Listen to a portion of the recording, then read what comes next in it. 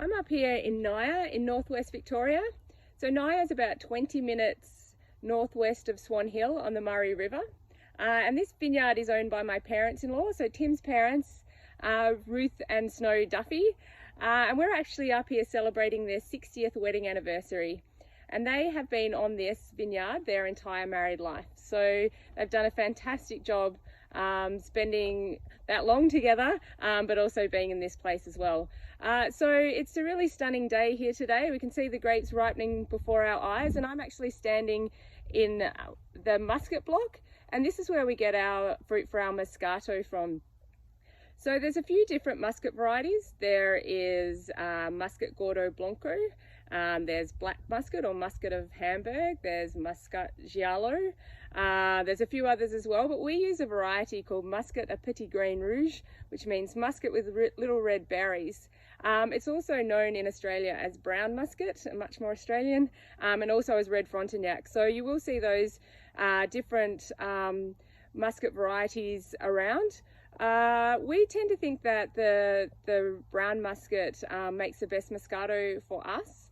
Like I said, it has smaller berries, and the actual skins contain a lot of the flavour in a grape, and so with having smaller berries you have more skin to juice and therefore more flavour. So Moscato can only be made from the different muscat varieties. It can't be made from other varieties, and it's obviously quite an aromatic variety. It has a lot of compounds that are called terpenes, which give those really lovely floral aromatics. I might just spin you around and show you some of these grapes here. So grapes are grown quite differently in Victoria, well, in this warmer climate, because you want to actually protect the grapes from the sun as much as possible. So at our vineyard we want to sort of vertically shoot position all the shoots, so we want the shoots to go straight upright, whereas down here you actually want them to sort of grow quite sprawled, so they protect the fruit from the sun. And they actually do also add sunscreen to the spray sunscreen on the grapes to stop them from burning.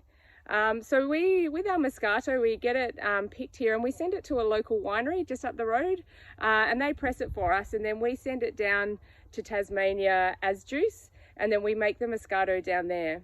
As you all know, our Moscato is called Pig in the Pooch, and it's actually named after our pet pig Pino and our dog Bella, whom I'm sure many of you have met.